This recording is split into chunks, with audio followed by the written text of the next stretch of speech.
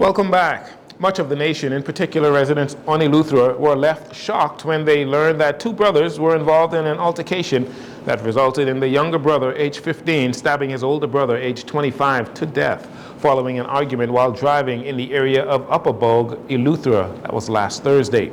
Well, the 15-year-old appeared in magistrate court on Tuesday accused of the stabbing death, and his identity was withheld because he is still a minor. However, he was supported by his mother, who was also in court. The 15-year-old was remanded to the Bahamas Department of Correctional Services to their juvenile facility. The case has been moved to the Supreme Court, where he will return on June 27th for service of a voluntary bill of indictment. On Monday, a coroner's court jury returned a unanimous finding of justifiable homicide in relation to the police-involved killing of 18-year-old Quandrick Lowe in 2023.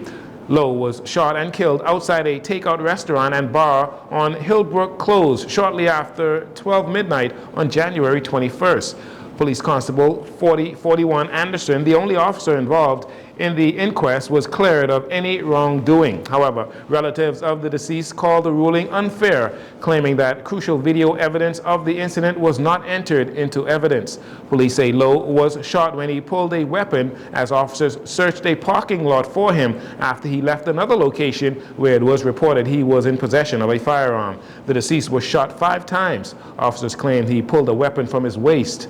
A black Beretta 9mm pistol was allegedly recovered. Family members once again say they will continue to fight for justice. Police reported earlier today that a male was shot in the area of Quarry Mission Road, that's off Nassau Street. Fortunately, his injuries were not life-threatening. He was transported to the hospital by emergency medical services for additional medical care. Meanwhile, police officers continue to remove illegal guns from the streets.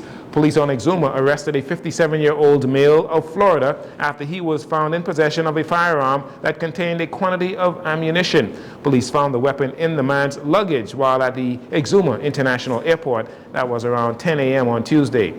Also, here in the capital, police, along with Royal Bahamas Defense Force officers who are attached to Operation Ceasefire, confiscated a firearm and a quantity of ammunition shortly before 3 p.m. on Tuesday. The weapon was found at the rear of an abandoned structure on Howard Street. That's in the Chippingham community. Investigations are ongoing into both these matters.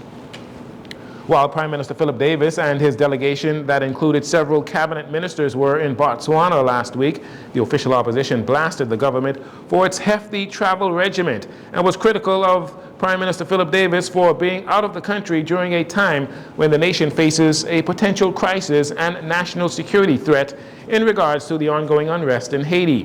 The Minister of Foreign Affairs and PLP Chairman Fred Mitchell says opposition members need to mature and see the bigger picture when it comes to the government's foreign policy.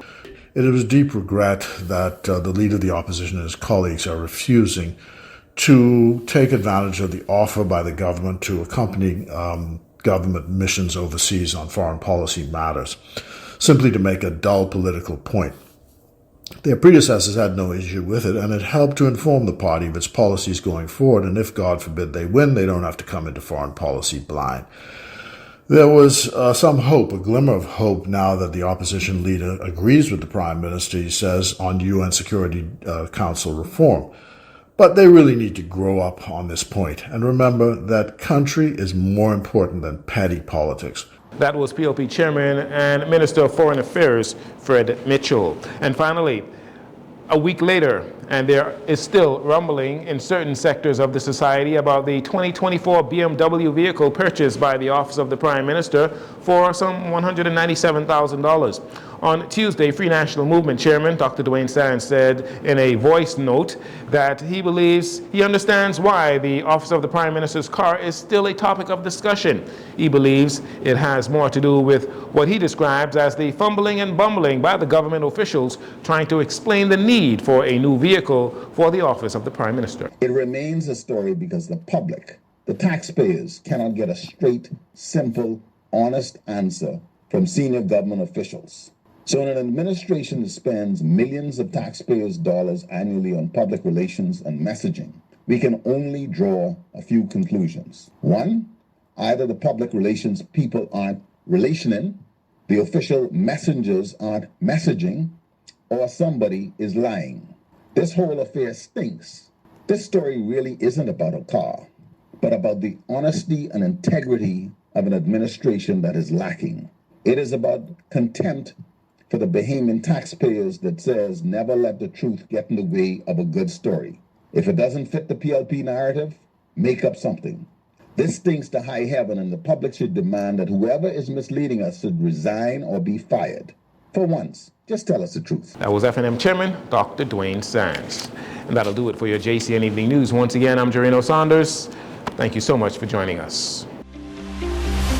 This segment of the news has been brought to you by Sun Oil Limited.